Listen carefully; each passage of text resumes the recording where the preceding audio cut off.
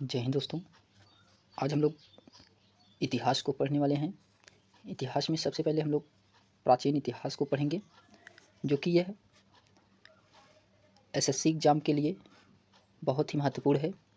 SSC में जितने भी क्वेश्चन पूछे गए हैं उन सभी क्वेश्चनों को इसमें लिया गया है। तो सबसे पहले हम लोग प्राचीन इतिहास में सिंधु घाटी सभ्यता एवं वैदिक सभ्यता को पढ़ने वाले हैं। इसमें हम लोग प्राचीन इतिहास, मध्यकालीन इतिहास और आधुनिक इतिहास को एक ही वीडियो में पढ़ेंगे। तो चलिए देखते हैं। सबसे पहले हम लोग प्राचीन इतिहास को पढ़ने वाले हैं। प्राचीन इतिहास में सिंधु घाटी सभ्यता और वैदिक सभ्यता को पढ़ेंगे। इसमें वह स्थल जिसकी खोज सर्वप्रथम की गई थी, तो वह स्थल जिसकी खोज सर्वप्रथम की गई थी तो वह कौन सी स्थल थी? तो हड़प्पा स्थल थी। फिर उसके बाद आता है हड़प्पा कालीन स्थल जहाँ से हल का टेराकोटा प्राप्त हुआ है। तो हल का टेराकोटा यह बनावली से प्राप्त हुआ है। हल का टेराकोटा या हल का साक्ष्य बनावली से प्राप्त हुआ है। फिर उसके बाद आता है वह हड़प्पा केंद्र जिसके बारे में माना जाता है कि मेसोपोटामिया के साथ सीधा सामुद्रिक व्यापार था। तो वह हड़प्पा केंद्र जिसके बारे में माना जाता है कि मेसोपोटामिया के साथ सीधा सामुद्रिक व्यापार केंद्र था, तो वह लोथल था। लोथल जो कि यह गुजरात में पड़ता है। यह बंदरगाह के लिए लोथल फेमस था। फिर उसके बाद आता है कि हड़प्पाई स्थल मांडा स्थित है। तो मांडा कहाँ पर स्थित है? तो मांडा जो है यह चेनाब नदी के किनारे स्थित है। तो मांडा चेनाब नदी के किनारे स्थित है। फिर उसके बाद आता है वेदांग नहीं है। तो वेदांग कौन सा नहीं है? तो मुंडक। मुंडक जो कि ये वेदांग नहीं है। फिर उसके बाद आता है ऋग्वेद का वह मंडल जो पूर्णतः सोम को समर्पित है। तो ऋग्वेद का वह मंडल जो पूर्णतः सोम को समर्पित है, तो ये 9वां मंडल है जो कि ये सोम देवता को समर्पित है।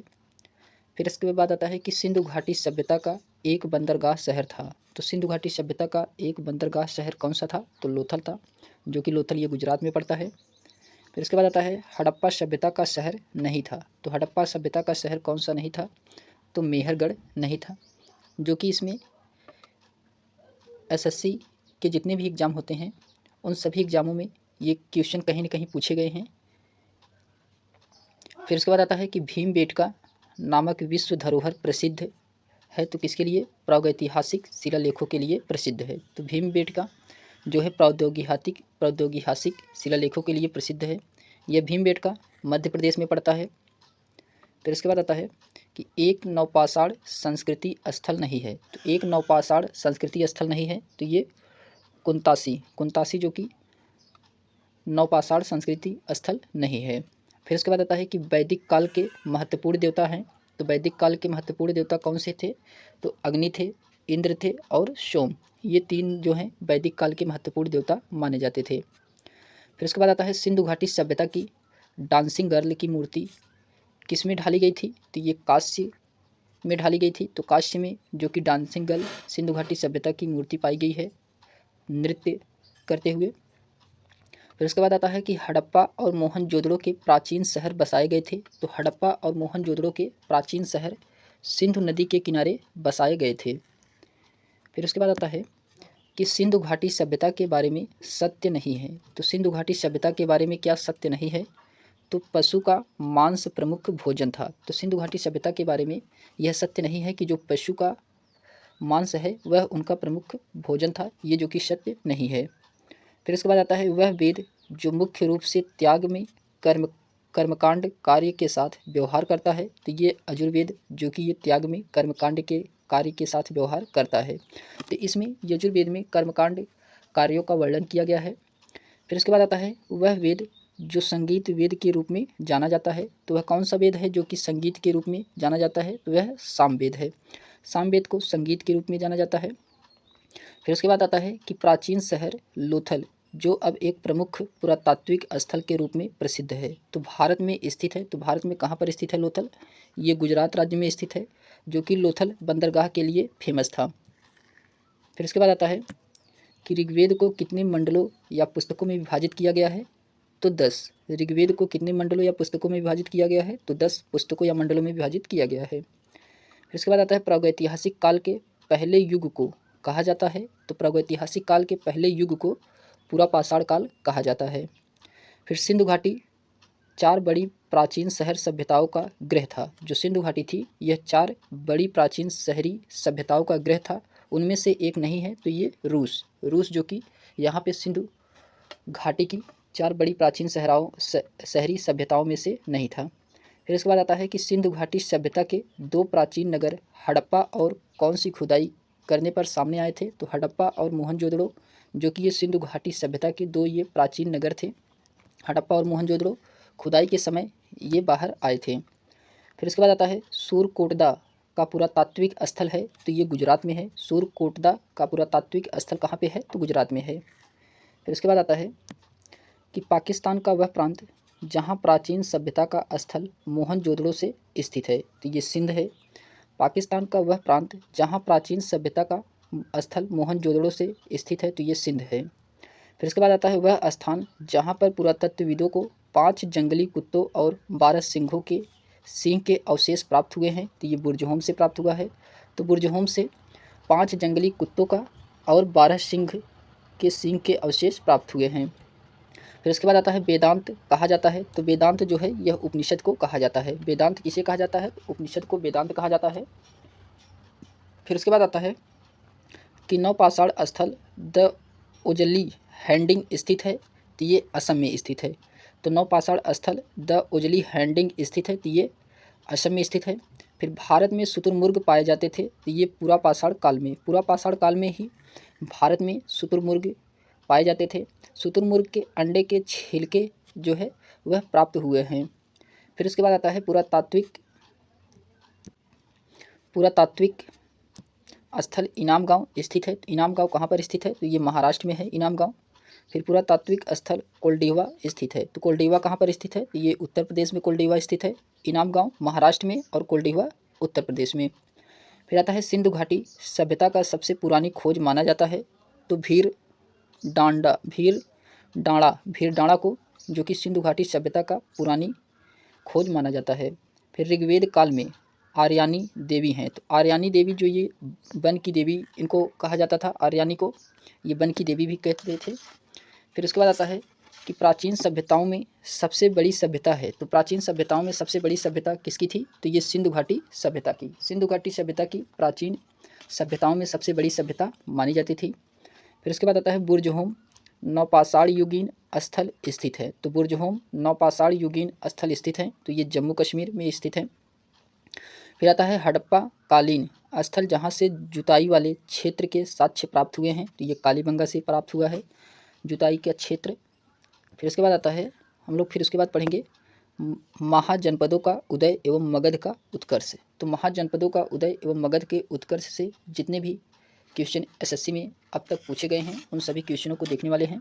तो चलिए देखते हैं कि वह राजवंश जिसने मगध साम्राज्य पर शासन नहीं किया था, तो कौन सा था, तो ये गुप्त वंश था। गुप्त वंश जो कि मगध साम्राज्य पर शासन नहीं किया था।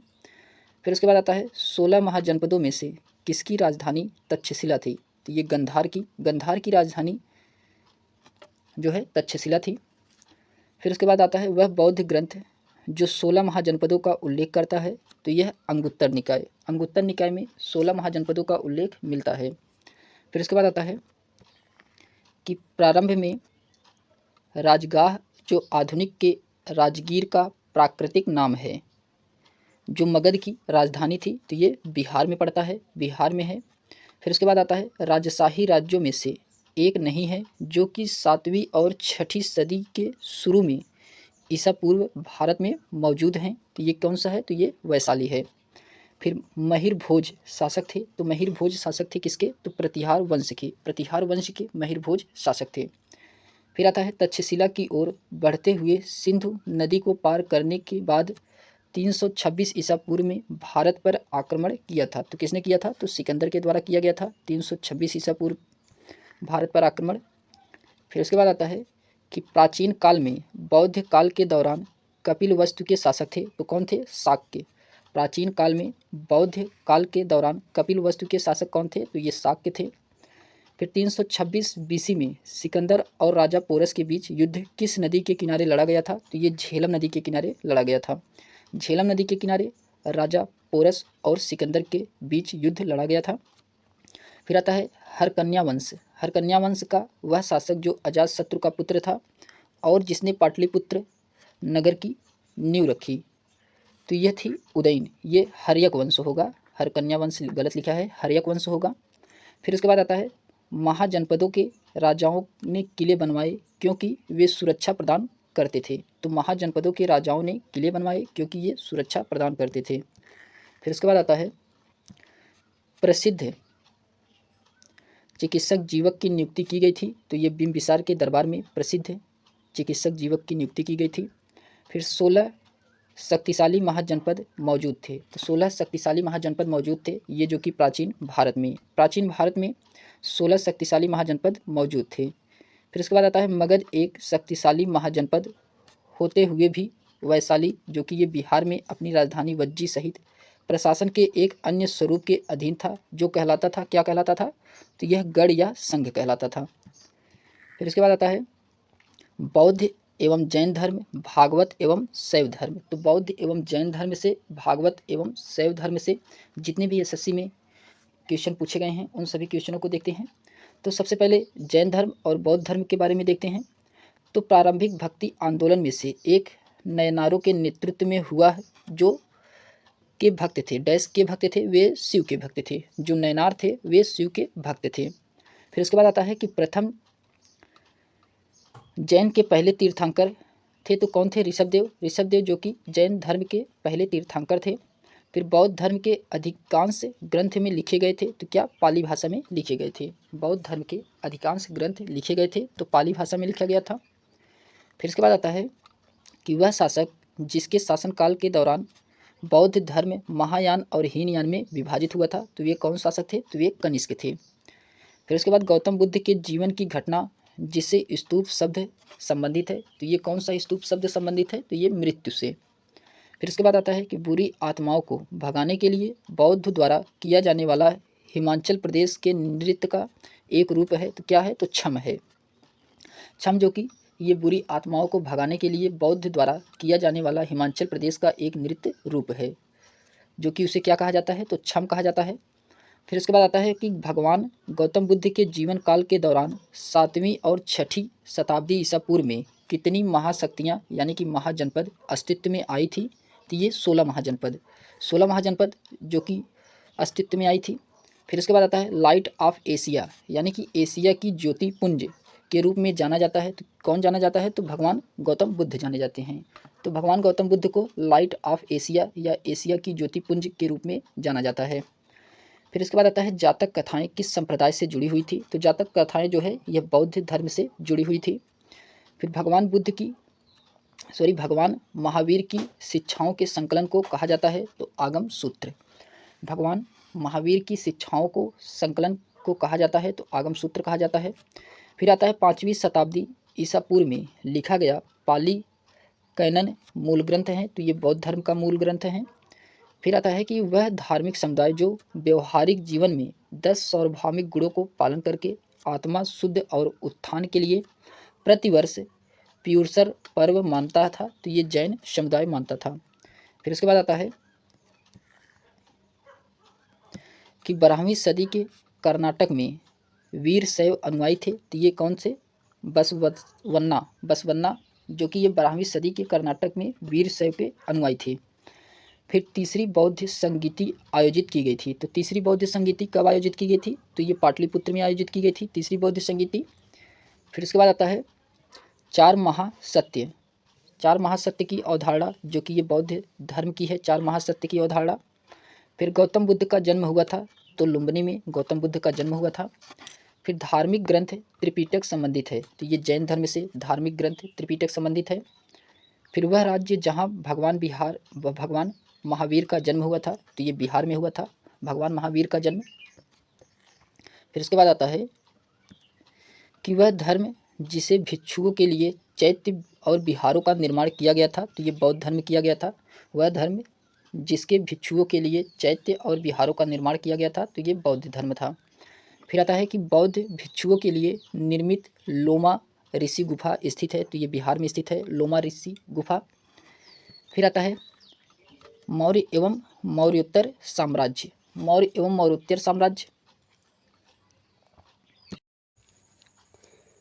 अशोक को प्रारंभिक भारत का सर्वप्रसिद्ध शासक माना जा सकता है। उन्होंने वर्तमान के तटीय उड़ीसा पर विजय प्राप्त की थी। तो ये कहाँ पे प्राप्त किया था? तो ये कलिंग में, कलिंग विजय प्राप्त की थी। फिर उसके बाद आता है कि शुंग वंश का संस्थापक था। तो शुंग वंश का संस्थापक कौन था? तो ये पुष्यमित्र शुंग, पुष्यमित्र शुंग जो कि ये शुंग वंश का संस्थापक था।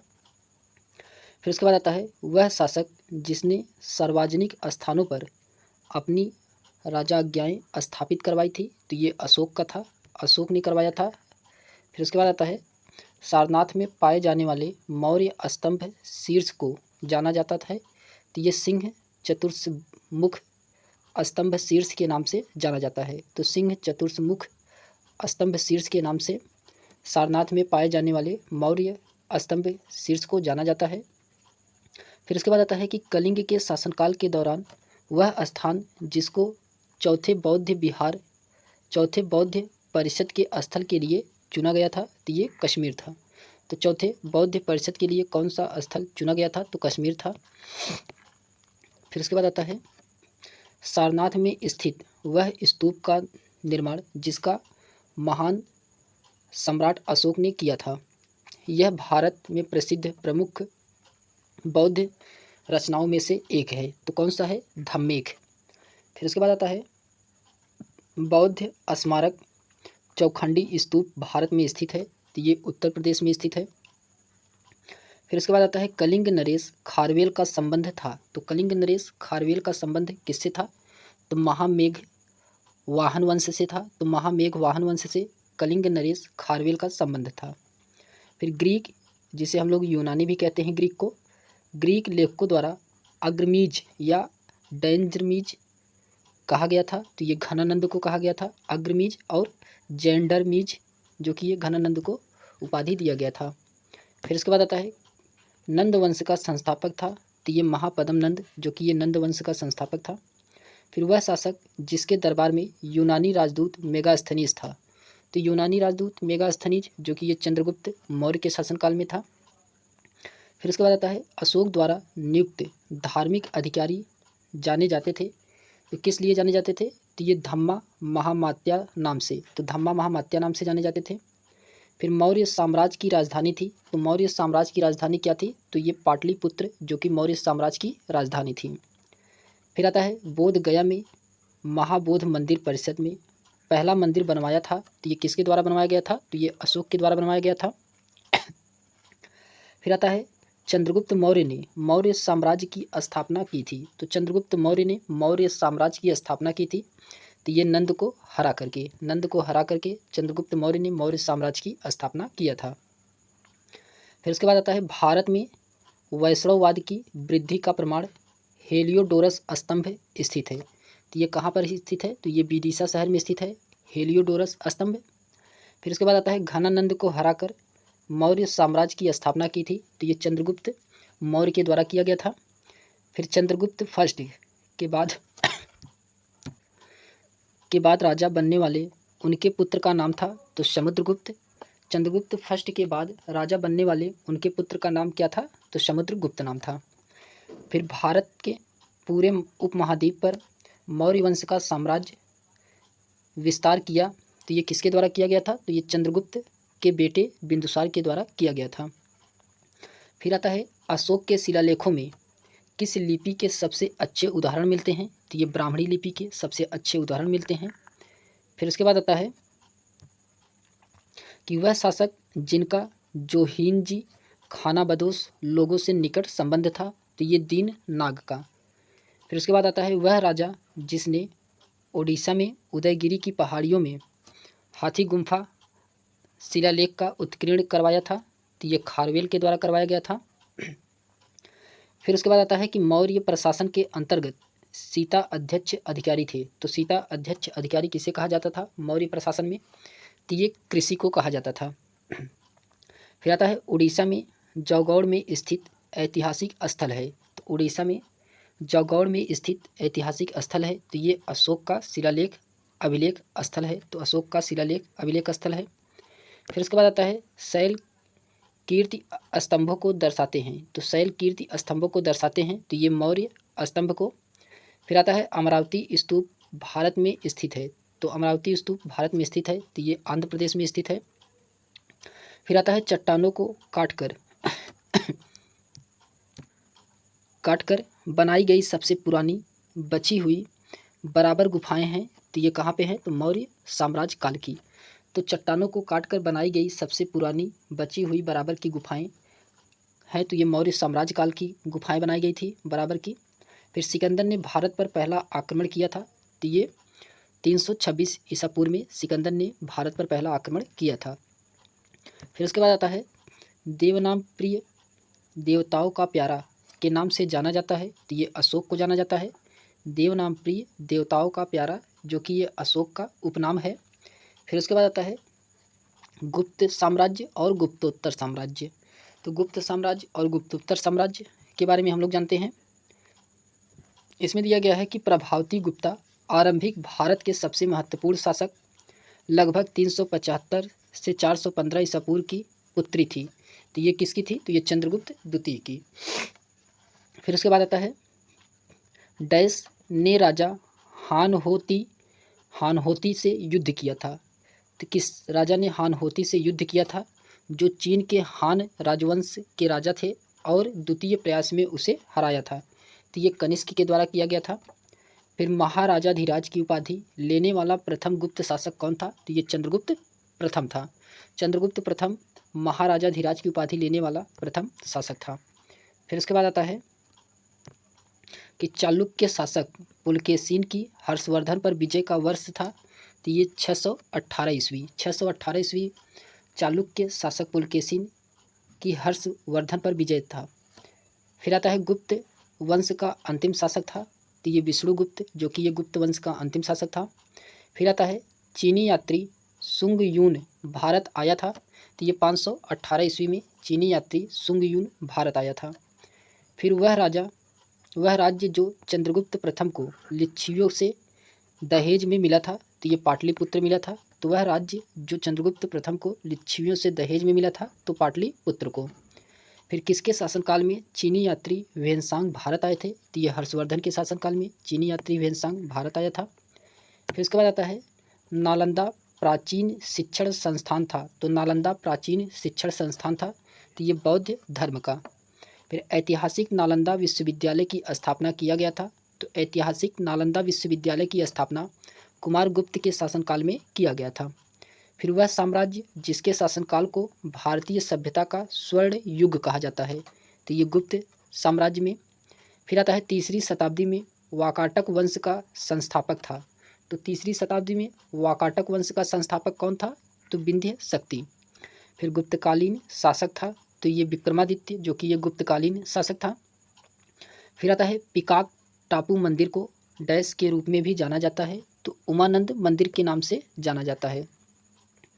फिर उसके बाद आता है गुप्त काल के दौरान सोने के सिक्कों को पुकारा जाता था, तो दीनार के नाम से गुप्त काल के दौरान सोने के सिक्कों को दीनार के नाम से पुकारा जाता था। फिर आता है वह राजा जिसके शासनकाल के दौरान चीनी यात्री जुआन जैंग भारत आया था, तो ये हर्षवर्धन के शासनकाल में आया था। फिर 618 CE में हर्षवर्धन को हराया था, तो पुलकेशिन द्वितीय ने हराया था। फिर उसके बाद हम लोग राजपूत काल को पढ़ने वाले हैं, जो कि ये 8वीं से 12वीं शताब्दी तक राजपूत काल का इतिहास है। तो राजपूत काल के इतिहास को हम लोग देखते हैं कि जब हार निश्चित हो जाती थी, तो डैश पुरुषों का साका यानी कि शक नामक एक अनुष्ठान करना होता था, जो कि उनकी अंतिम लड़ाई थी, जिसे वे वापस नहीं आ सकते। तो ये कौन, तो राजपूत के द्वारा कहा गया है। वह घटना जिसे सरदार वल्लभ भाई पटेल के जीवन को मूल रूप से बदल दिया और उन्हें राजनीति की ओर ढकेल दिया, तो ये गोधरा में महात्मा गांधी से मुलाकात करके, और ये कब किए थे, तो 1917 ईस्वी में। फिर उसके बाद आता है भारत का वह वर्तमान राज्य जहाँ आदि शंकराचार्य का जन्म हुआ था, तो कहाँ पे हुआ था, तो केरल में आदि शंकराचार्य का जन्म हुआ था। फिर आता है ढिल्लिका, जिसे हम लोग दिल्ली कहते हैं, ढिल्लिका शहर की स्थापना की गई थी, तो चौहानों के द्वारा किया गया था। फिर पटियाला में स्थित शीश महल बनवाया था, तो किसके द्वारा, महाराजा नरिंदर सिंह के द्वारा बनवाया गया था। फिर प्रतिहार वंश के महान शासक थे, तो प्रतिहार वंश के महानतम शासक महिर भोज थे। फिर वह प्रतिहार शासक जिसने वर्तमान भोपाल शहर को बसाया था, तो ये महिर भोज के द्वारा वर्तमान में भोपाल शहर को बनवाया था।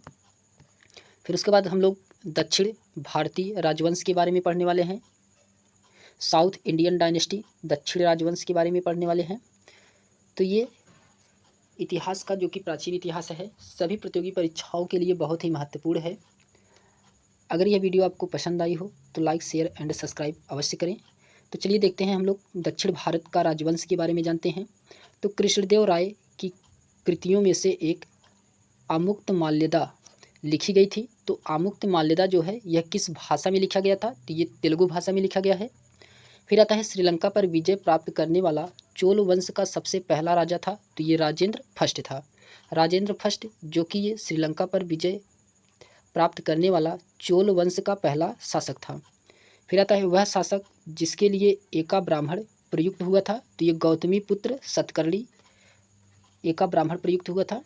फिर ओदंतीपुरी शिक्षा केंद्र अवस्थित है। तो ओदंतीपुरी शिक्षा केंद्र कहाँ अवस्थित है, तो ये बिहार राज्य में अवस्थित है।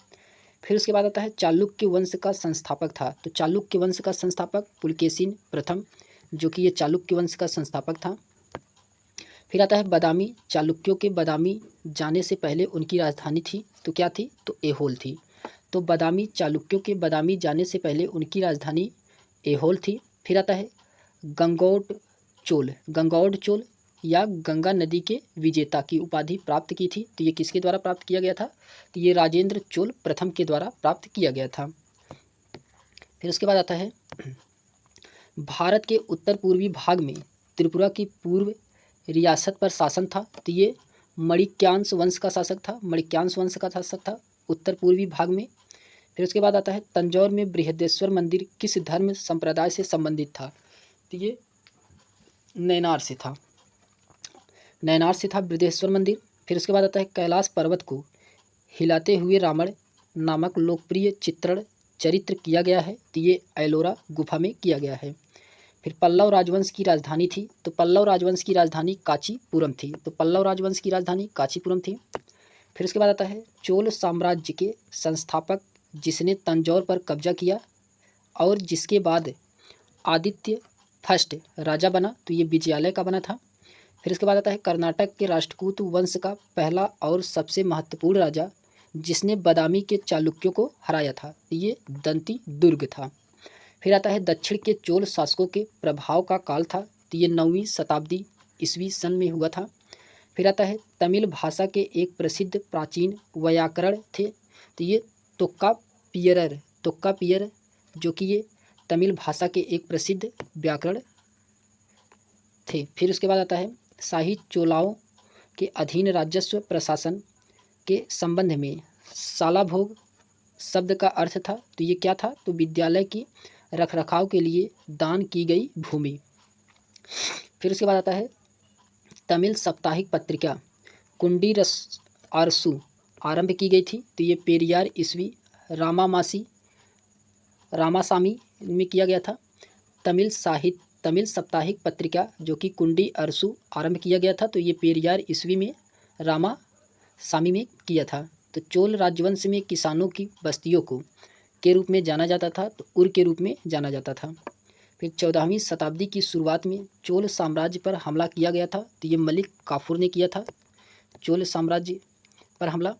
फिर उसके बाद आता है अरबों का आक्रमण। अरबों का आक्रमण में हम लोग देखते हैं 1026 ईस्वी में प्रसिद्ध सोमनाथ मंदिर पर पहला हमला और लूटपाट की थी, तो ये मोहम्मद गजनवी ने किया था। फिर गुजरात के सोमनाथ मंदिर पर हमला किया था, तो ये महमूद गजनवी के द्वारा किया गया था। फिर उसके बाद आता है प्राचीन भारतीय कला एवं साहित्य। तो प्राचीन भारतीय कला एवं साहित्य के बारे में हम लोग जानते हैं। इसमें हम लोग स्थापत्य कला को पढ़ने वाले हैं, प्राचीन कालीन साहित्य को पढ़ेंगे और चित्रकला को पढ़ेंगे। तो चलिए देखते हैं अकबर द्वारा बनाया गया बुलंद दरवाज़ा स्थित है। तो अकबर द्वारा बनवाया गया बुलंद दरवाज़ा कहाँ पर स्थित है, तो ये फतेहपुर सीकरी में स्थित है। फिर उसके बाद आता है वह मंदिर परिषद जिसका आकार भव्य रथ के समान है, जिसमें पत्थर के नक्काशीदार पहिए, स्तंभ और दीवारें हैं, तो ये कोणार्क सूर्य मंदिर है।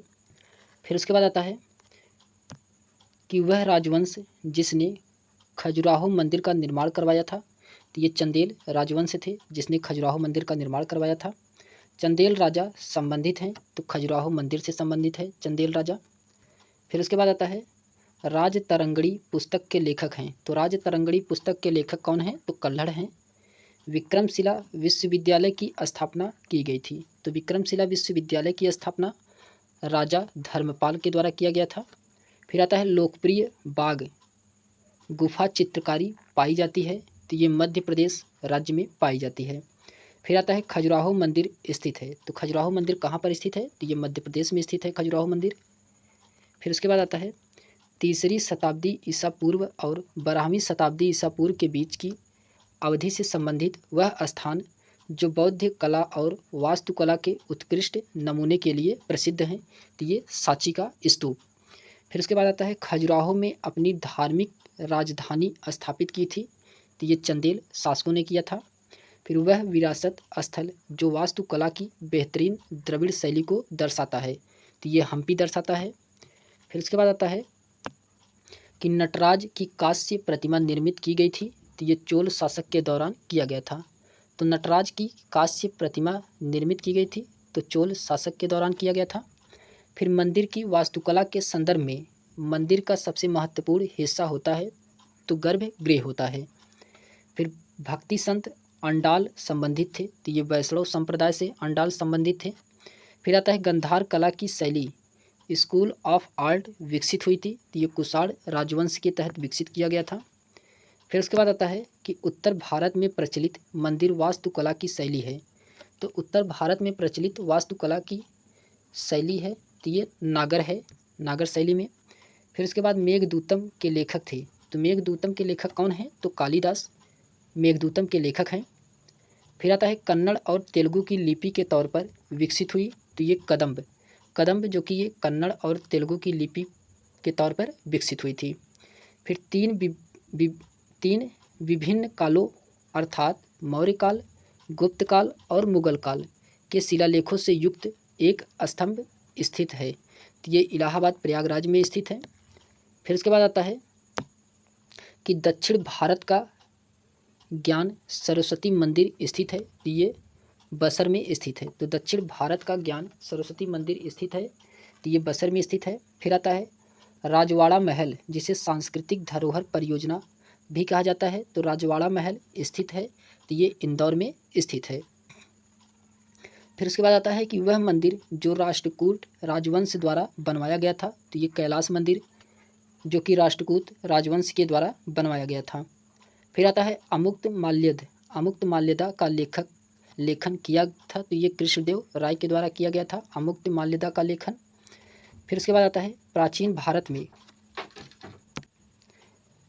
भारत में गंधार शैली की कला को विकसित किया था, तो ये कुषाण वंश के द्वारा किया गया था गंधार शैली की कला को विकसित। फिर उसके बाद आता है बाघ की गुफाएं स्थित है, तो मध्य प्रदेश में स्थित है बाघ की गुफाएं। फिर सबसे पहले पाई के मान की गणना की थी, तो बुद्धायन के द्वारा सबसे पहले पाई के मान की गणना किया गया था। फिर आता है शल्य चिकित्सा के जनक के रूप में जाना जाता है, तो सुश्रुत को शल्य चिकित्सा के जनक के रूप में जाना जाता है। मशहूर लिंगराज मंदिर स्थित है, तो ये भुवनेश्वर में स्थित है मशहूर लिंगराज मंदिर। फिर उसके बाद आता है भारत का वह राज्य जिसमें अजंता और एलोरा की गुफाएं स्थित है, तो ये कहाँ पे स्थित है, तो ये महाराष्ट्र में स्थित है। फिर आता है निशुंभसुंदनी देवी का मंदिर बनवाया गया था, तो ये चोल शासकों द्वारा निशुंभसुंदनी देवी का मंदिर ये चोल शासकों के द्वारा बनवाया गया था। फिर उसके बाद आता है छत्तीसगढ़ के कोरबा जिले के चौतुरंगगढ़ किले में स्थित प्रसिद्ध और अद्भुत मंदिर का नाम है, तो ये क्या नाम है, महिषासुर मार्दनी मंदिर जो कि ये छत्तीसगढ़ के कोरबा जिले और चतुरगढ़ के किले के प्रसिद्ध अद्भुत मंदिर है। फिर वह मंदिर जिसके पास चारूपल्लम विलेज ऑफ इंक्लाइन स्थित है, तो ये राजेश्वर मंदिर में स्थित है। फिर उसके बाद आता है कि कंदरिया महादेव मंदिर का निर्माण करवाया था। तो कंदरिया महादेव मंदिर का निर्माण किसके द्वारा करवाया गया था? ये चंदेल शासकों के द्वारा करवाया गया था। फिर भारत में समुद्र तट का मंदिर जो कि शोर टेम्पल स्थित है, तो ये महाबलीपुरम में स्थित है। फिर तमिलनाडु में स्थित कपिलेश्वर मंदिर समर्पित है, तो ये भगवान शिव को समर्पित है। फिर महाबलीपुरम के भव्य रथ गुफा मंदिरों का निर्माण करवाया था, तो ये नरसिंह ने करवाया था। फिर उसके बाद आता है कि विक्रमशिला विश्वविद्यालय की स्थापना की थी। तो विक्रमशिला विश्वविद्यालय की स्थापना किसके द्वारा किया गया था? तो ये धर्मपाल के द्वारा किया गया था। फिर उसके बाद प्रसिद्ध कंदरिया मंदिर स्थित है, तो ये खजुराहो में प्रसिद्ध कंदरिया मंदिर स्थित है। फिर प्रसिद्ध खजुराहो स्मारक समूह का निर्माण करवाया गया था, तो ये चंदेल शासकों द्वारा करवाया गया था। फिर डैश है ने अरब सागर के किनारे काठियावाड़ के दक्षिण तट पर हमला किया, जहां उसने 1026 में सोमनाथ शहर और उस शहर के प्रसिद्ध हिंदू मंदिर को लूटा था, तो ये महमूद गजनवी के द्वारा लूटा गया था। फिर उसके बाद आता है 1001 ईस्वी में अपने पहले हमले में महमूद गजनवी ने हराया था, तो जयपाल को हराया था। फिर तमिल महाकाव्य शिलापदिकारम के लेखक कौन है? तो इंग्लो आदिगल, जो कि इसके लेखन किया है। फिर उसके बाद आता है विविध मिसलेनियस। विविध मिसलेनियस को हम लोग देखते हैं। तो विविध मिसलेनियस में सबसे पहले 13वीं शताब्दी में भारत आने वाला यात्री मार्को पोलो था, तो ये इटली का था। 13वीं शताब्दी में भारत आने वाला यात्री। फिर उसके बाद 12वीं शताब्दी में कर्नाटक में एक नवीन आंदोलन का उद्भव हुआ, जिसका नेतृत्व बसवन्ना 1006 से 68 तक नामक एक ब्राह्मण ने किया, जो प्रारंभ में जैन मत के मानने वाले थे और डैश राजा के दरबार के मंत्री थे। तो ये चालुक्य के मंत्री थे, चालुक्य के दरबार के मंत्री थे। फिर मेगास्थनीत चंद्रगुप्त मौर्य के दरबार में राजदूत था, तो ये यूनान का था। फिर श्रृंगारिक मूर्तियों वाली वास्तुकला की नागर शैली के लिए सुप्रसिद्ध मंदिर है, तो कौन सा है? तो खजुराहो का मंदिर है। फिर उसके बाद आता है लोकप्रिय शैल कर्तित मूर्ति गंगा वातावरण भारत में पाई जाती है, तो ये महाबलीपुरम में पाई जाती है, महाबलीपुरम में। फिर राजप्पा एक शक्तिपीठ स्थल है तथा वही दामोदर और वेरा नदियों का संगम भी है। यह स्थित है, तो कहाँ स्थित है? तो ये झारखंड में स्थित है। फिर वैशेषिक दर्शन के प्रतिपादक हैं, तो कौन है? कणाद। कणाद जो कि ये वैशेषिक दर्शन के प्रतिपादक हैं। फिर आता है 6ठी शताब्दी के शुरुआत में भारत की यात्रा पर आने वाले चीनी यात्री थे, तो कौन? सुंग युन थे। फिर सफविद राजवंश ने आधुनिक समय में शासन किया था, तो ये ईरान से किया था। फिर उसके बाद आता है कि किताबुल हिंद के लेखक अलबरूनी को बंदी बनाया गया था, तो किताबुल हिंद के लेखक अलबरूनी को बंदी बनाया गया था, तो ये महमूद गजनवी के द्वारा बनाया गया था। फिर हिंदुस्तानी शास्त्रीय संगीत का कंठ संगीत रूप नहीं है, तो ये पखावज जो कि ये हिंदुस्तानी शास्त्रीय संगीत कंठ का स्वरूप नहीं है। फिर संगम साहित्य लिखा गया है, तो तमिल भाषा में संगम साहित्य को लिखा गया है। फिर उसके बाद आता है कि एक प्राचीन साहित्य स्रोत जो भारतीय इतिहास के प्राचीन काल पर प्रकाश डालता है, तो ये कौन सा है? तो ये पुराण है। फिर 7वीं शताब्दी के प्रारंभ के साथ थानेश्वर और कन्नौज के सिंहासन पर विराजमान हुआ था, तो ये कौन हुआ था? तो हर्षवर्धन हुआ था। फिर उसके बाद आता है भारतीय दर्शन की 6 विचारधाराओं में से एक है, तो वेदांत है। तो भारतीय दर्शन की 6 विचारधाराओं में से एक है, तो वेदांत है। फिर उसके बाद आता है वह पुरातात्विक स्थल जहाँ पर गर्ता आवासों के प्रमाण हैं, तो ये बुर्जहोम है। फिर प्राचीन भारतीय दर्शन के अनुसार पुरुषार्थ या जीवन के 4 लक्ष्यों में सम्मिलित नहीं है, तो कौन सा सम्मिलित नहीं है? तो यस। फिर वह प्रागैतिहासिक भारतीय स्थल जहाँ पर होमो इरेक्ट्स मानव की खोपड़ी पाई गई थी, तो हथनौरा से पाया गया था। फिर वह पुस्तक जिसका लेखन बरामहीर ने किया है, तो बृहत संहिता। तो बृहत संहिता के लेखक कौन है? तो बरामहीर है। फिर उसके बाद आता है संस्कृत महाभारत से संबंधित है, तो ये शांति पर्व से। तो संस्कृत महाभारत से संबंधित है, तो शांति पर्व से संबंधित है। फिर आता है अलेक्जेंडर द ग्रेट की मृत्यु हुई थी, तो 323 ईसा पूर्व में अलेक्जेंडर द ग्रेट की मृत्यु हुई थी। सांख्य दर्शन संप्रदाय की स्थापना की गई थी, तो सांख्य दर्शन संप्रदाय की स्थापना कपिल के द्वारा किया गया था। फिर उसके बाद हम लोग मेडुअल हिस्ट्री मध्यकालीन इतिहास को पढ़ने वाले हैं। तो मध्यकालीन इतिहास में सबसे पहले हम लोग दिल्ली सल्तनत को पढ़ने वाले हैं। तो दिल्ली सल्तनत को हम लोग सबसे पहले इसमें गुलाम वंश को पढ़ेंगे, फिर उसके बाद खिलजी वंश को, फिर उसके बाद तुगलक वंश, फिर उसके बाद सैयद वंश और अंत में लोदी वंश, जो कि दिल्ली सल्तनत में 5 राजवंशों ने शासन किया था। उनके बारे में हम लोग एक एक करके चलिए देखते हैं।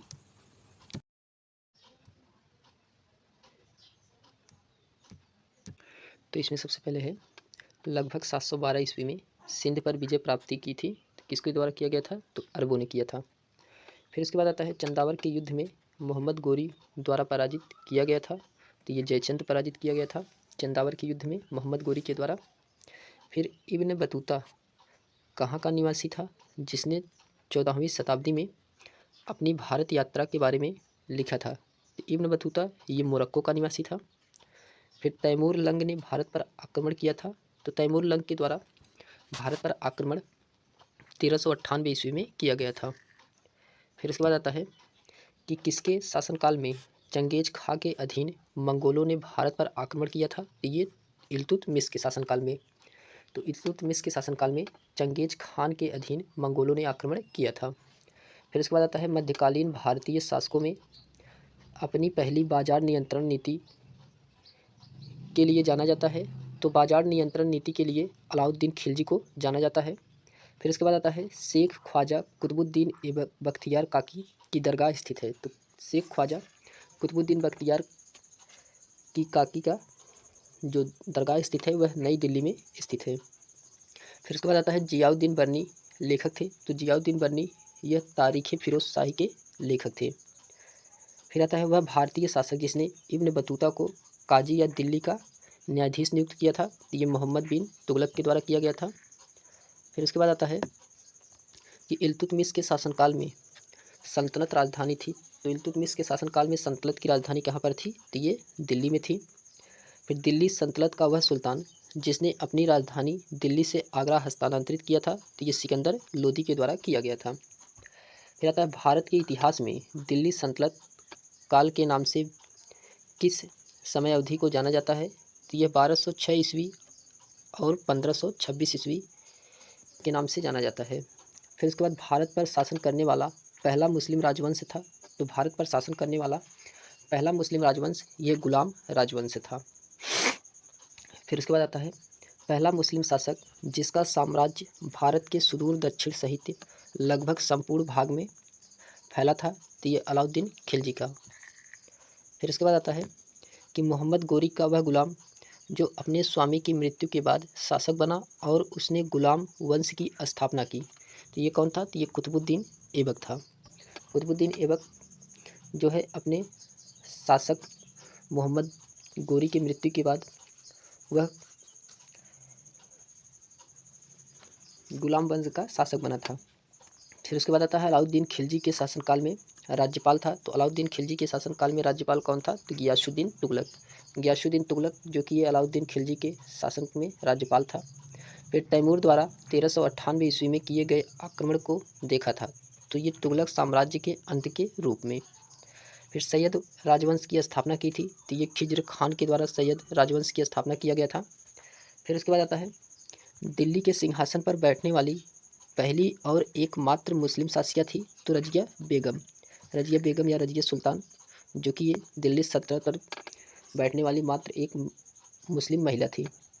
फिर सूफी संत ख्वाजा कुतुबुद्दीन बख्तियार काकी के नाम पर रखा गया था। तो ये कुतुब मीनार का नाम। फिर आता है नवाब शुजाउद्दौला ने एक बगीचे में स्थापित सफदरजंग के मकबरे का निर्माण करवाया था। तो ये दिल्ली में स्थित है। फिर गुजरात के बघेला राजवंश का वह अंतिम शासक जिसकी हार के बाद अलाउद्दीन खिलजी को राज्य दिया गया था। तो ये करण देव थे। फिर आगरा को अपने साम्राज्य की राजधानी बनाया था। तो ये सिकंदर लोदी ने आगरा को अपने साम्राज्य की राजधानी बनाया था। फिर उसके बाद आता है 1192 के तराइन के युद्ध में पृथ्वीराज चौहान पराजित हुए थे। तो ये मोहम्मद गोरी के हाथों से। फिर 2.5 दिन का झोपड़ा नामक मस्जिद का निर्माण करवाया गया था। तो ये कुतुबुद्दीन ऐबक के द्वारा करवाया गया था। सुल्ताना रजिया के पिता थे। तो ये इल्तुतमिश सुल्ताना रजिया के पिता थे। फिर आता है राज दरबार में सिजदा जिसे साष्टांग प्रणाम कहते हैं राज दरबार में। तो सिजदा और पैबोस, पैबोस का मतलब होता है सम्राट के पैरों को चूमना और सिजदा का मतलब होता है साष्टांग प्रणाम करना की प्रथा किसने शुरू की थी? तो ये गियासुद्दीन बलबन के द्वारा किया गया था। फिर उसके बाद आता है मध्यकालीन भारत में बाजार नियंत्रक उपायों को संबंधित है, तो ये अलाउद्दीन खिलजी से संबंधित है। फिर तैमूर ने किसके शासनकाल के दौरान भारत पर आक्रमण किया था, तो ये नासिरुद्दीन महमूद शाह तुगलक, नासिरुद्दीन महमूद शाह तुगलक के शासनकाल में तैमूर ने आक्रमण किया था।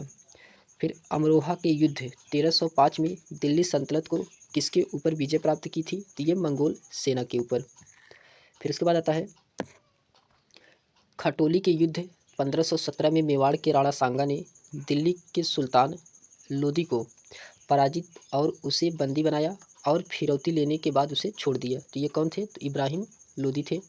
फिर चित्तौड़गढ़ के किले के अंदर विजय के प्रतीक स्तंभ, विजय स्तंभ का निर्माण किसने करवाया था, तो ये राणा कुंभा के द्वारा विजय स्तंभ का निर्माण करवाया गया था। फिर उसके बाद आता है प्रसिद्ध महाकाव्य पद्मावत लिखा, तो प्रसिद्ध महाकाव्य पद्मावत ये जो है मलिक मोहम्मद जायसी के द्वारा लिखा गया था। 14वीं शताब्दी में मोरक्को के यात्री इब्न बतूता ने भारत का दौरा किया था, तो ये मोहम्मद बिन तुगलक के शासनकाल में इब्न बतूता ने दौरा किया था। फिर दिल्ली सल्तनत में राज्य और प्रशासक के संदर्भ में मुक्ति शब्द का अर्थ है, तो मुक्ति शब्द का अर्थ होता है कि भूमि अभिहंसकांत, जिसे एकता कहा जाता है, का धारक था।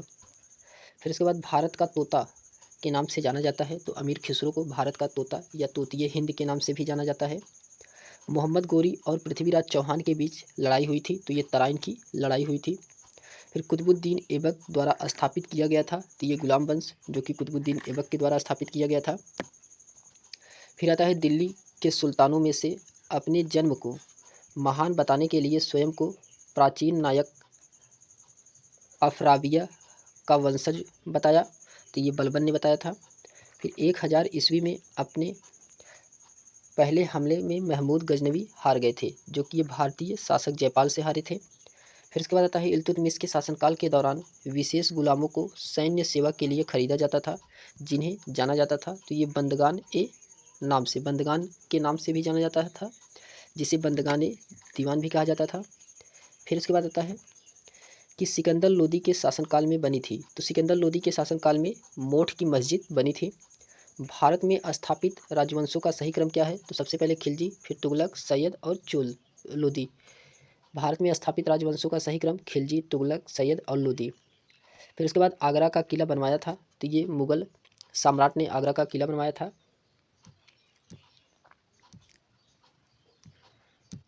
फिर उसके बाद आता है दिल्ली का पहला सैयद शासक था, तो कौन था, खिज्र खां, जो कि ये दिल्ली का पहला सैयद शासक था। फिर उसके बाद आता है विजयनगर साम्राज्य, विजयनगर एम्पायर के बारे में हम लोग जानते हैं। तो इसमें 15वीं शताब्दी में डैश शहर के सबसे महत्वपूर्ण विवरणों में से एक का जिक्र अब्दुल रज्जाक समरकंदी से प्राप्त होता है, तो ये विजयनगर का प्राप्त होता है। फिर आता है वह शासक जिसके शासनकाल में फारसी यात्री अब्दुल रज्जाक भारत आया था, तो ये देवराय द्वितीय के शासनकाल में भारत आया था। फिर आता है विजयनगर कला का सबसे अच्छा उदाहरण है, तो ये हम्पी, तो विजयनगर कला का सबसे अच्छा उदाहरण कौन सा है, तो हम्पी है। फिर बहमनी साम्राज्य का संस्थापक था, तो ये हसन गंगू, जो कि बहमनी साम्राज्य का संस्थापक था। फिर विजय वाणिज्य वाड़ियार वंश का शासन था, तो वाड़ियार वंश का शासन मैसूर था। फिर उसके बाद आता है चरमीनार स्थित है, तो ये हैदराबाद में चरमीनार स्थित है। फिर गोल गुंबज स्थित है, तो ये विजयपुरा में गोल गुंबज स्थित है। फिर आता है दक्षिण भारतीय राजवंश विजयनगर साम्राज्य की स्थापना किया गया था, तो ये हरिहर फर्स्ट के द्वारा विजयनगर साम्राज्य की स्थापना किया गया था। फिर आता है लोपाक्षी में स्थित मंदिर अपने झूलते हुए स्तंभों के लिए प्रसिद्ध है और विजयनगर शैली में निर्मित है, जिसे डैश मंदिर भी कहा जाता है, तो ये वीरभद्र है। फिर उसके बाद आता है कि अलकनंदा और मंदाकिनी का संगम है, तो ये रुद्रप्रयाग में अलकनंदा और मंदाकिनी का संगम है। फिर उसके बाद आता है मध्यकालीन भारत के संदर्भ में सही युग्म कौन सा है, तो दुआर्ते बारबोसा, जो कि ये पुर्तगाल का था, दुआर्ते बारबोसा, ये मध्यकालीन भारत के संदर्भ में सही था। फिर सर्वाधिक रूढ़िवादी सूफी संप्रदाय था, तो ये नक्शबंदी, जो कि सर्वाधिक रूढ़िवादी सूफी संप्रदाय का था। फिर विजयनगर की प्राचीन राजधानी हम्पी स्थित है, यह कर्नाटक में स्थित है हम्पी। फिर हम लोग मुगल अम्पायर को देखते हैं, मुगल साम्राज्य में, तो सबसे पहले इसमें बाबर, फिर उसके बाद हुमायूं, फिर उसके बाद शेर शाह, फिर अकबर आया था, फिर जहांगीर आया था, फिर शाहजहां और लास्ट में औरंगजेब। फिर औरंगजेब के बाद भी इसके 3 पुत्र थे, फिर आगे का राजवंश हम लोग मध्यकालीन आधुनिक कालीन में पढ़ेंगे। तो इसमें सबसे पहले हम लोग फ्रांस का रहने वाला फ्रांको बार्नियर सम्राट, जो ज्येष्ठ पुत्र दारा शिकोह का चिकित्सक के रूप में मुगल दरबार से जुड़ा हुआ था, तो ये कौन था? तो शाहजहाँ था। फिर उपनिषद का संस्कृति में फारसी भाषा में अनुवाद करने का श्रेय दिया जाता है तो दारा शिकोह को। फिर आता है कि मलबे की चिनाई से बनी सबसे ऊंची मीनार की ऊंचाई जिसकी 73 मीटर है, तो ये कुतुब मीनार है। फिर आता है कन्नौज की लड़ाई कब लड़ी गई थी? तो ये 1540 ईस्वी में कन्नौज की लड़ाई लड़ी गई थी। फिर मुगल शासन के संदर्भ में जब्त शब्द संदर्भित करता है, तो ये राजस्व प्रणाली को मुगल शासन के संदर्भ में जब्त कहा गया है।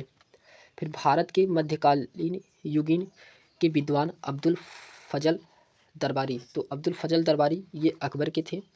फिर मुगल सिंहासन संभालने से पहले शाहजहाँ को कहा जाता था, तो ये खुर्रम कहा जाता था। फिर वह प्रसिद्ध मुगल सम्राट जो मयूर सिंहासन से संबंधित था, तो शाहजहाँ जो मुगल सम्राट था जो मयूर सिंहासन से संबंधित था। फिर उसके बाद आता है अपने शासनकाल के शुरुआती वर्षों के दौरान अकबर का शासनकाल वास्तव में उसके नाम शासक द्वारा चलाया जाता था, तो ये बैरम खान के द्वारा चलाया जाता था। फिर आता है शाहजहाँ के ज्येष्ठतम पुत्र का नाम था, तो दारा शिकोह था शाहजहाँ के ज्येष्ठतम पुत्र का नाम। मुगल काल में किया गया महाभारत का फारसी अनुवाद जाना जाता है, तो रमजनाम नामा से नाम से जाना जाता है। फिर भारत में मुगल साम्राज्य का संस्थापक था बाबर, जो कि मुगल साम्राज्य का संस्थापक था। वर्ष 1556 में मुगल साम्राज्य का सिंहासन प्राप्त हुआ, तो ये अकबर को प्राप्त हुआ था। फिर उसके बाद आता है कि राजस्थान का वह जिला जिसमें जयमल और फत्ता सूरवीरों के सम्मान में छतरियाँ बनाई गई, जिन्हें वर्ष 1568 में सम्राट अकबर की घेराबंदी में अपने प्राण त्याग दिए थे, तो ये चित्तौड़गढ़ के किला को। जात और सवार की प्रशासनिक प्रणाली से संबंधित है, तो ये मनसबदारी से प्रणाली से संबंधित था। फिर उसके बाद भारत में प्रथम मुगल सम्राट था, तो कौन था? बाबर। भारत में प्रथम मुगल सम्राट कौन था? तो बाबर था। फिर अकबर के बाद सत्ता संभालने वाले उनके पुत्र सलीम को जहांगीर का खिताब मिला, जिसका अर्थ है विश्व विजेता कहा जाता था जहांगीर को। फिर हुमायूं का उत्तराधिकारी, जिसका नाम हुमायूं के निर्वासन काल में हुआ था, वह उत्तराधिकारी जब 13 वर्ष का था तब उसके पिता की मृत्यु हो गई थी, तो कौन था? तो ये अकबर था। शाहजहाँ के शासनकाल की वास्तुकला की विशाल उपलब्धियां हैं, तो दिल्ली का लाल किला और जामा मस्जिद। फिर आता है आगरा में यमुना नदी के किनारे अपनी पत्नी मुमताज़ महल के लिए ताजमहल का निर्माण करवाया था, तो ये शाहजहाँ के द्वारा करवाया गया था। फिर हुमायूं ने अपनी सत्ता को पुनः प्राप्त करने के लिए हराया था, तो ये सिकंदर सूरी को हराया था। फिर उसके बाद आता है कि मुगल साम्राज्य क्षेत्र के मामले में अपने चरम पर पहुंच गया था, तो ये औरंगजेब के शासनकाल में अपने चरम पर पहुंच गया था। फिर जहांगीर ने मेहर उन निसा से निकाह किया, जिसे उनकी उपाधि प्रदान की थी, तो किसकी उपाधि मिली थी? तो ये नूर जहाँ, जो कि विश्व ज्योति भी इसे कहा जाता था, मेहर उस निसा को। फिर उसके बाद आता है लगभग 50 वर्षों के शासनकाल के पश्चात डैश की मृत्यु 1605 ईस्वी में हुई थी। उसे आगरा से बाहर सिकंदराबाद में दफनाया गया था, तो ये अकबर को दफनाया गया था। फिर उसके बाद आता है कि इसके शासनकाल के दौरान दुनिया ने मुगल साम्राज्य की कला और संस्कृति का एक अनूठा विकास देखा है और इन्हें वास्तुकार का राजा कहा जाता है, तो ये शाहजहाँ को कहा जाता है। फिर 1608 ईस्वी में ईस्ट इंडिया कंपनी ने सूरत में एक फैक्ट्री खोलने के लिए कैप्टन विलियम्स हाकिम को सम्राट से अनुमति लेने के लिए उनके दरबार भेजा गया था, तो ये जहांगीर के दरबार में भेजा गया था। फिर सम्राट अकबर के दरबार में टोडरमल थे, तो क्या थे? तो टोडरमल जो कि एक वित्त मंत्री थे। फिर 1526 ईस्वी में बाबर ने इब्राहिम को हराया था, तो ये पानीपत के मैदान में हराया गया था। फिर ताजमहल की प्रकृति बीबी का मकबरा स्थित है, तो ये औरंगाबाद में स्थित है। फिर उसके बाद आता है शेरशाह सूरी का मकबरा स्थित है, तो ये सासाराम में स्थित है, जो कि सासाराम बिहार में पड़ता है। सासाराम यहाँ पर शेरशाह सूरी का मकबरा स्थित है। फिर आता है आगरा के मोती मस्जिद संबंध है, तो ये शाहजहाँ से संबंधित है। आगरा की मोती मस्जिद मुगल और मराठाओं के बीच हुई थी, तो ये पुरंदर की संधि हुई थी मुगल और मराठाओं के बीच। फिर शेरशाह सूरी द्वारा जारी किया गया चांदी का सिक्का कहलाता था, तो रुपया कहलाता था। फिर मुगल बादशाह अकबर का मकबरा स्थित है, तो ये सिकंदराबाद में स्थित है। फिर आता है बाबर 1526 से लेकर औरंगजेब 1707 तक के मुग़ल अधिकारी। मुग़ल अधिक शक्तिशाली थे, इसीलिए उन्हें जाना जाता था तो महान मुग़ल के नाम से जाना जाता था।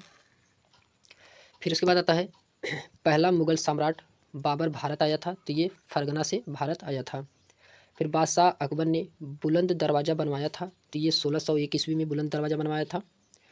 फिर मजमे उल बहरीन पुस्तक लिखने वाला मुग़ल शासक था, तो ये दारा शिकोह था। फिर आता है असम के अहोम साम्राज्य और मुग़लों के बीच हुई सराय घाट की लड़ाई हुई थी, तो ये 1671 ईस्वी में हुआ था। फिर पश्चिम बंगाल में गरिया का युद्ध लड़ा गया था, ये 1740 में गरिया का युद्ध हुआ था। फिर उसके बाद 1529 में घाघरा के युद्ध में मुग़ल बादशाह बाबर ने हराया था, तो किसे हराया था? महमूद लोदी को। फिर उसके बाद आता है सुलह ए कुल के विचार पर जोर दिया गया, तो अकबर ने सुलह ए कुल के विचार पर जोर दिया था। फिर फतेहपुर सीकरी में बुलंद दरवाज़ा बनवाया था, तो ये अकबर ने बनवाया था। मुग़ल साम्राज्य के दौरान जजिया कर लगाया गया था, तो ये गैर मुस्लिम नागरिकों पर जजिया कर लगाया गया था। फिर आता है फतवा ए आलमगीरी, जो कि मुस्लिम कानूनों का एक संकलन लिखा गया था, तो औरंगजेब के शासनकाल में लिखा गया था। फिर आता है आईने ए अकबरी के लेखक थे, तो आईने ए अकबरी के लेखक अबुल फजल थे, आईने ए अकबरी के लेखक। फिर मुग़ल साम्राज्य से संबंधित नहीं है, तो शेर शाह सूरी, जो कि ये मुग़ल साम्राज्य से संबंधित नहीं है, इनका एक अलग राजवंश था। फिर उसके बाद आता है मुग़ल काल में संस्कृत से फारसी में अनुवादित महाभारत को नाम से जाना जाता है, तुरज्म नामा के नाम से भी जाना जाता है। फिर आता है वह मुग़ल शासक जिसने मोती मस्जिद बनाई थी, तो ये औरंगजेब के द्वारा बनवाया गया था। 1527 ईस्वी में खानवा के युद्ध में राणा सांगा को हराया था, तो बाबर ने राणा सांगा को हराया था। फिर आता है भारत में पहला मुग़ल सम्राट था, तो बाबर, जो कि भारत में पहला मुग़ल सम्राट था। फिर वह मुग़ल सम्राट जिसको दरवेश या जिंदा फ़कीर के नाम से जाना जाता है, तो ये औरंगजेब को जिंदा फ़कीर के नाम से भी जाना जाता है। फिर आता है अकबर के शासनकाल के दौरान कमांडर को जाना जाता था, तो फौजदार के नाम से जाना जाता था। फिर उसके बाद आता है कि हल्दी घाटी के युद्ध में अकबर की सेना ने युद्ध किया था, तो ये महाराणा प्रताप से युद्ध किया था। फिर ऐतिहासिक शेरशाह सूरी मार्ग को जाना जाता है, तो राष्ट्रीय राजमार्ग संख्या 1 के रूप में जाना जाता है। फिर वह मुग़ल सम्राट जिसने आलमगीर की उपाधि धारण की थी, तो औरंगजेब ने आलमगीर की उपाधि धारण की थी। फिर आता है उत्तरकालीन मुग़ल शासक, तो उत्तरकालीन मुग़ल शासक को हम लोग देखते हैं। इसमें 1739 में नादिर शाह और मोहम्मद शाह के बीच लड़ा गया था, तो करनाल का युद्ध लड़ा गया था। फिर मुग़ल सम्राट बाबर ने अपनी आत्मकथा लिखी थी, तो ये तुर्की भाषा में लिखी थी। फिर उसके बाद आता है कि 1799 में महाराजा सवाई प्रताप सिंह ने किस भारतीय स्मारक का निर्माण करवाया था, तो ये हवा महल का निर्माण करवाया गया था। फिर करनाल का युद्ध 1739 फारसी बादशाह नादिर शाह ने जीता था, तो ये मुग़ल शासक मोहम्मद शाह को हरा करके। फिर 1739 का करनाल युद्ध नादिर शाह और किसके बीच लड़ा गया था, तो ये मोहम्मद शाह के बीच लड़ा गया था। फिर लाहौर में बादशाही मस्जिद का निर्माण करवाया था, तो ये औरंगजेब के द्वारा करवाया गया था। फिर उसके बाद विविध मिसलेनियस को हम लोग देखते हैं, तो इसमें प्रारंभिक भक्ति आंदोलनों में से एक अलवारों के नेतृत्व में हुआ था। वे भक्त थे, तो किसके भक्त थे, तो वे विष्णु के भक्त थे।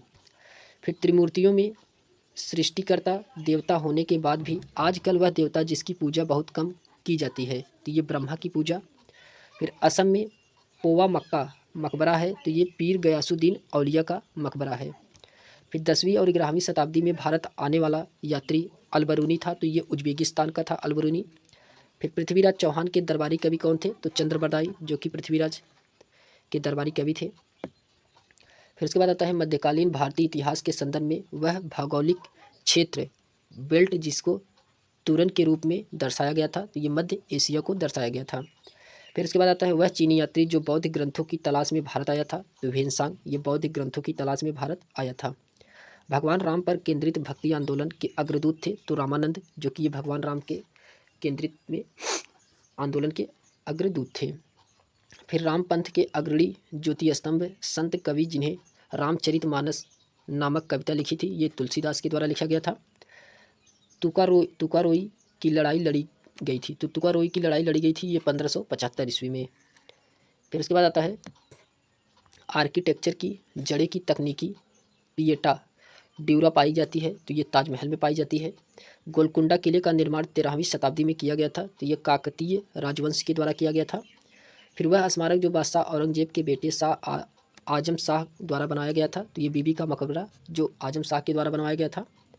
फिर आता है डैश को ब्रिटिश शासन से पहले भूमि की माप की एक इकाई के रूप में जाना जाता था।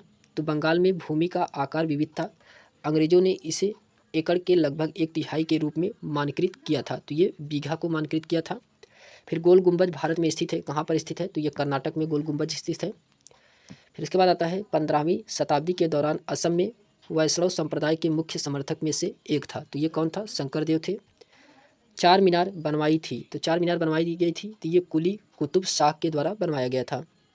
फिर भारत में वास्तुकला की चार बाग शैली प्रारंभ की थी तो ये मुगलों ने किया था।